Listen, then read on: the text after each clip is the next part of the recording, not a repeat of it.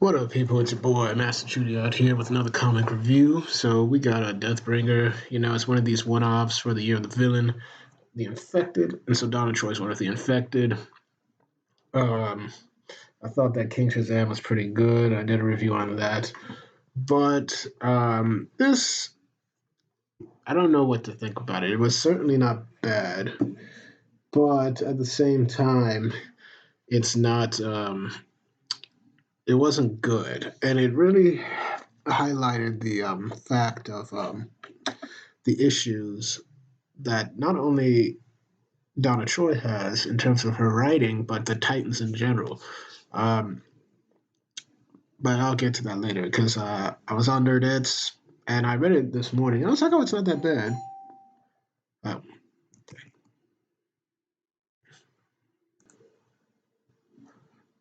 oh, sorry about that.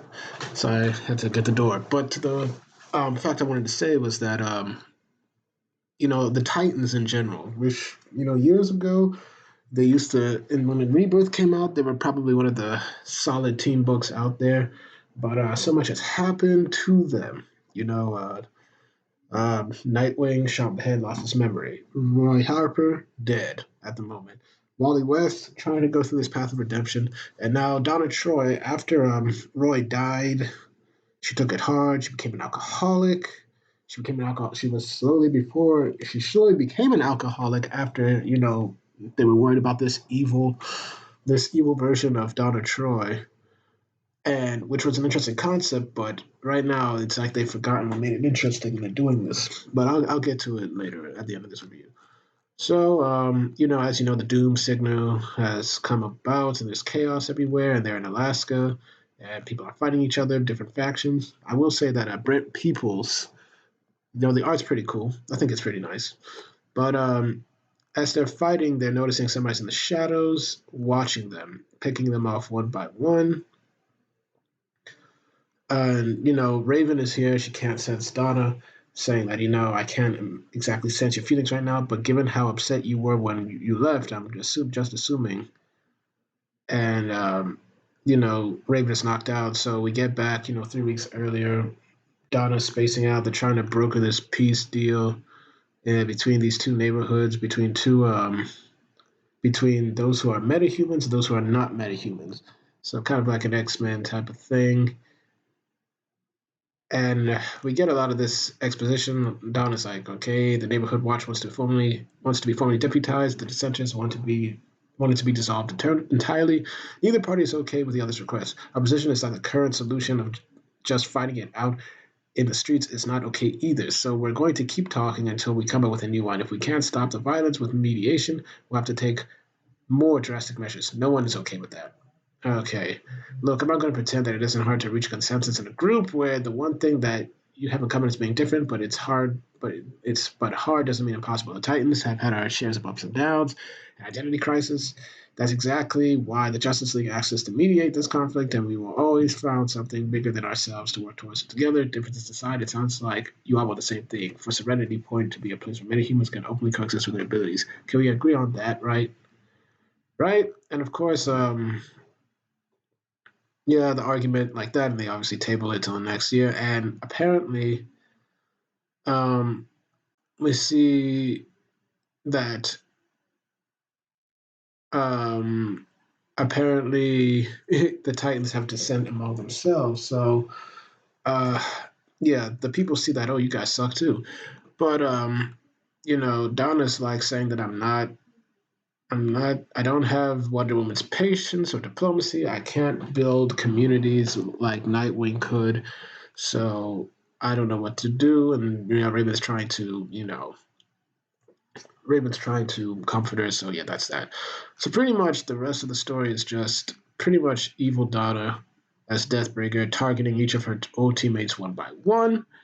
Um, this is just taking, she keeps saying that, I'm not Dick,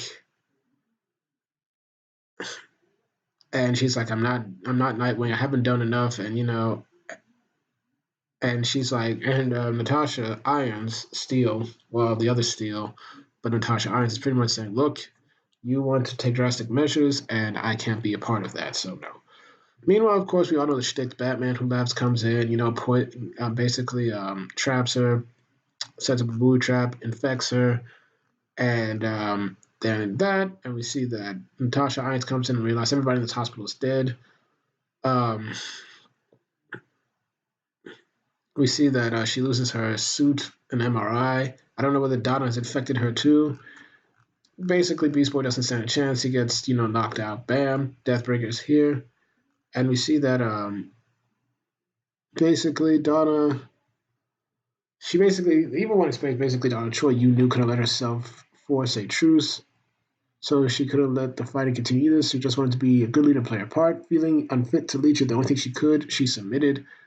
So she started taking matters into her own hands. She passed the reins to people who actually wanted them, gave it to the people. They began fighting. She lost willingly. She realized that the fighting was too much. And, in the past, she's been remade. She doesn't know her past, but yeah, pretty much this is a rehash of why what Donna Troy is to now. So I guess the team manages to regroup and try to fight her, but of course, Dom Troy takes them all down, blah, blah, blah. And she's telling them, fight for me, but I get the feeling that she might have infected. I feel like she's infected at least one of them still, but that's neither here nor there. Um,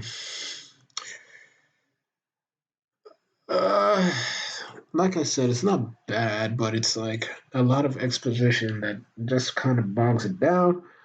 And it just really highlights the main issue, that the tragedy that the Titans, another thing that in recent years DC has fumbled the bag on. And I like DC. I hate to give critiques of DC, but ever since Dan Abnett stopped writing the Titans, and I'm not talking about the Teen Titans because the Teen Titans are currently better than the Titans, and the Titans they ended a few months ago, so there hasn't been any type of resolution on them whatsoever. Kind of hope Raven takes Jin's place in Teen Titans because I feel that's where she needs to be.